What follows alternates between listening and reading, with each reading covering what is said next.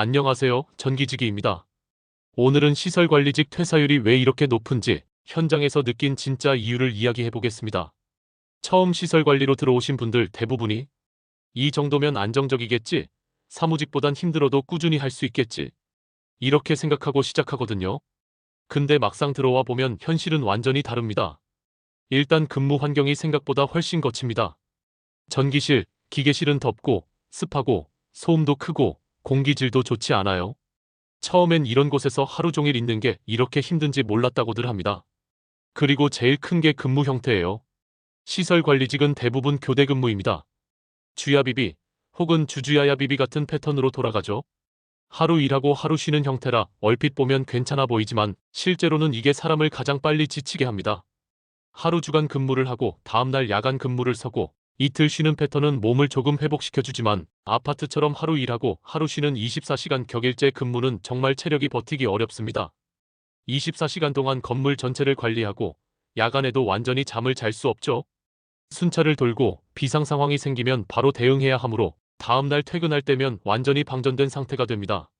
이 패턴이 몇 달, 몇 년 쌓이면 허리, 무릎, 혈압 같은 신체 문제가 생기는 건 당연합니다. 그래서 아파트 쪽에서 오래 일하신 분들은 일이 아니라 체력 싸움이다라는 말을 자주 합니다. 여기에 민원 스트레스도 빼놓을 수 없습니다. 에어컨 안 나온다, 불 나갔다, 물 안 나온다. 이런 연락이 하루에도 몇 번씩 들어오고 직접 내려가서 대응하다 보면 하루가 금방 지나갑니다. 그런데 이런 스트레스를 받으면서도 연봉은 크게 오르지 않습니다. 10년을 일해도 처음보다 몇십만 원 차이밖에 안 나는 경우가 많아요. 또 한 가지는 인력이 항상 부족하다는 겁니다. 보통 3명이서 돌아가야 하는 자리를 2명이서 돌리는 식이죠. 누가 휴가라도 가면 남은 인원이 모두 커버해야 합니다. 결국 쉬는 날에도 전화가 오고 비번인데도 불려 나오는 경우가 흔합니다. 누가 갑자기 아프거나 추노처럼 급히 그만두면 시설은 멈출 수 없으니까 남은 인원이 돌려막기 근무를 해야 하고 그때 전기과장이나 선임이 직접 땜빵을 서는 경우도 많습니다. 그럼 이렇게 땜빵을 서면 시간 외수당은 주느냐고요? 근로기준법상 당연히 줘야 맞지만 현실에서는 서로 도와주는 분위기로 넘어가는 경우가 많아요.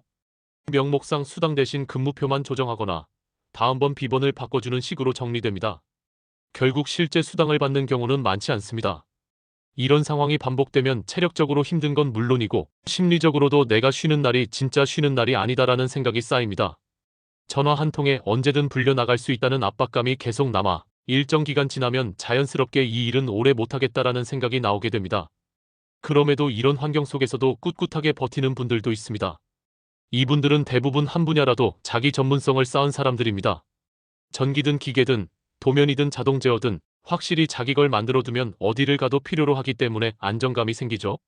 그리고 성격이 둥글고 대응이 유한 분들은 민원 스트레스에도 강해서 오래갑니다. 결국 시설관리직 퇴사율이 높은 이유는 일이 힘들다기보다 환경과 구조 자체가 오래 버티기 어렵게 돼 있어서입니다.